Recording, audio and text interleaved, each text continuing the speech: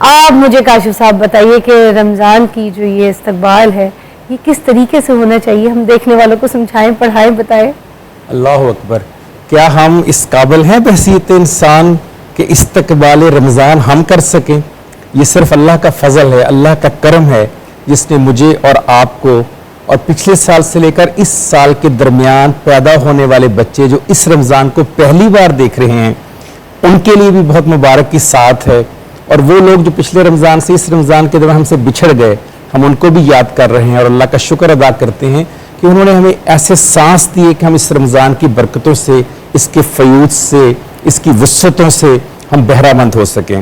ابھی آپ فرما رہی تھی نور رمضان، تو میرے ذہن میں آ رہا تھا کہ کیا ہم لوگوں کو یہ معلوم ہے کہ رمضان ہے کیا؟ بنیادی طور پر ہم کہتے تو ہیں روزے رکھنے ہیں، رمضان آ گیا ہے۔ میں جو سڑکوں پر ابھی دیکھ کر آیا ہوں، جب میں آ رہا تھا آپ کے پروگرام میں، جب میں صبح جا رہا تھا اپنے آفس اور جب آفس سے واپس آ رہا تھا، تو آپ یقین کیجئے مجھے تو نہیں لگ رہا تھا کہ رمضان وہ ہے جو خود احتسابی سکھاتا ہے، رمضان وہ ہے جو تقویٰ دیتا ہے، رمضان وہ ہے جو رویہ ٹھیک کرتا ہے، رمضان وہ ہے جو کردار میں بہتری لاتا ہے، رمضان وہ ہے جو سنت پر عمل کرواتا ہے، رمضان وہ ہے جو قرآن پڑھنے کی تبلیغ کرتا ہے، رمضان وہ ہے جو مہنگائی پر کنٹرول کرنے کی بات کرتا ہے، رمضان وہ ہے جو جذبات پر کنٹرول کرنے کی بات کرتا ہے، رمضان وہ ہے جو دوسرے کے لیے قربانی دینے کی بات کرتا ہے، رمضان وہ ہے جو اچھے الفاظ ادا کرنے کی تبلیغ کرتا ہے۔ وہ والا کہاں ہے رمضان جو ہم نے سنا، پڑھا اور جس پر عمل کرنا چاہیے تھا؟ یہ کون سا رمضان ہے کہ آپ سڑکوں پر پہلے سے زیادہ رش کر دیں، آپ لڑنا شروع کر دیں، آپ چیزیں مہنگی کر دیں؟ ابھی آپ فرما رہی تھی، باہر کی آپ مثال دے رہی تھی، کتنی حیران کن بات ہے اور کتنی دکھ کی بات ہے کہ وہ جو غریبوں کے لیے ایک مہینہ دیا مساوات محمدی قائم کی کہ امیر اور غریب برابر ایک ہی ٹائم کے اوپر روزے میں سحری کرے گا اور اسی ٹائم کے اوپر افطاری کرے گا،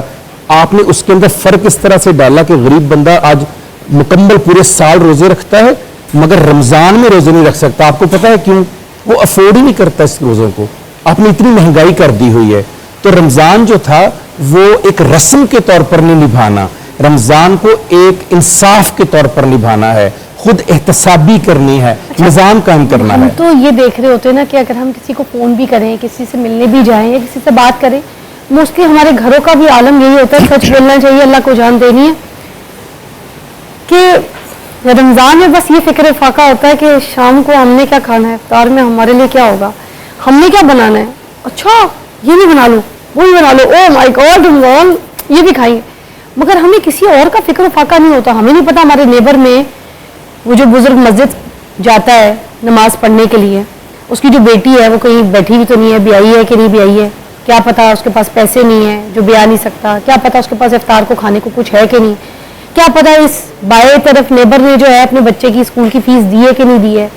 یا پھر ہمارے ارد گرد کے لوگ، جتنے لوگ میں کہتی ہوں جتنے بھی انگلیوں میں گن لے کے جتنے ہم لوگوں کو جانتے ہیں، کیا ہم کبھی ایک بار ان کے بارے میں سوچ کے کبھی ان کا فون ملا کے ان کو دیکھتے ہیں کہ او فلانی بندہ میرے پاس کام کرتا تھا، وہ ڈرائیور تھا میرے پاس، چلا تو گیا ہے مگر پتہ نہیں اس کی اب روزی روٹی، اس کے پاس رزق ہے، اس کو فون کر کے پوچھوں یار کچھ چاہیے، یہ پوچھتے میں ڈرتے کیوں ہم؟ فضا، پہلی بات تو یہ ہے کہ جو اللہ کے کرنے کے کام تھے نعوذ باللہ وہ ہم نے کرنے شروع کر دیے۔ انسان تقوی میں کون اچھا ہے، نیکی میں کون اچھا ہے، بڑائی میں کون اچھا ہے، اللہ کے قریب کون ہے، یہ اللہ کے کرنے کے کام تھے۔ انسانوں کے کرنے کے وہی کام تھے جو آپ فرما رہی ہیں۔ میرا تو کام یہ تھا میں پوچھوں ڈاکٹر صاحبہ آپ تھکی تو نہیں ہیں، ڈاکٹر صاحبہ میں آپ کو دوائی لا دوں، بہن میں آپ کو پانی پلا دوں، کسی کا ہاتھ پکڑ لوں، کسی کی مدد کر دوں، کسی کے سر کے اوپر پیار سے ہاتھ، کسی کی بات ہی سن لوں، کسی کا دکھ سن لوں، شیئر کر لوں، یہ انسانوں کے کرنے کا۔ ہم نے انسانوں کے کرنے کے کام سائڈ پہ رکھ دیے اور جو اللہ کے کرنے کے کام تھے نعوذ باللہ وہ اپنے ہاتھ میں رکھنا شروع کر دیے۔ سوال یہ پیدا ہوتا ہے رمضان اللہ نے دیا کیوں؟ ابھی آپ نے قرآن مجید کی ایک آیت سورہ بقرہ کی آیت نمبر 183 کی آپ نے بات کی، جس میں اللہ تعالیٰ فرما رہے تھے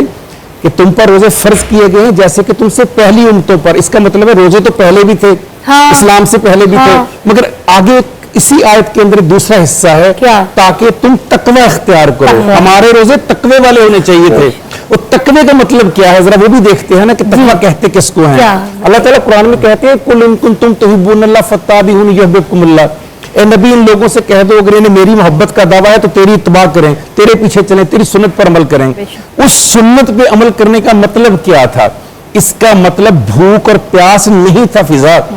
روزے میں سب سے کمزور ترین چیز جو ہوتی ہے وہ بھوک اور پیاس ہوتی ہے. جو سب سے اعلیٰ چیز ہوتی ہے وہ آپ کی زبان ہوتی ہے, وہ آپ کی نیت ہوتی ہے, وہ آپ کی سیرت ہوتی ہے, وہ آپ کا کردار ہوتا ہے. اس کا روزہ کہاں گیا؟ بے شک. اچھا جی, ہم بات کرتے رہیں گے, یہ گفتگو جاری رہے گی. صرف ٹی وی سیٹلائٹ کے لیے ہماری بریک ہے. ناظرین جو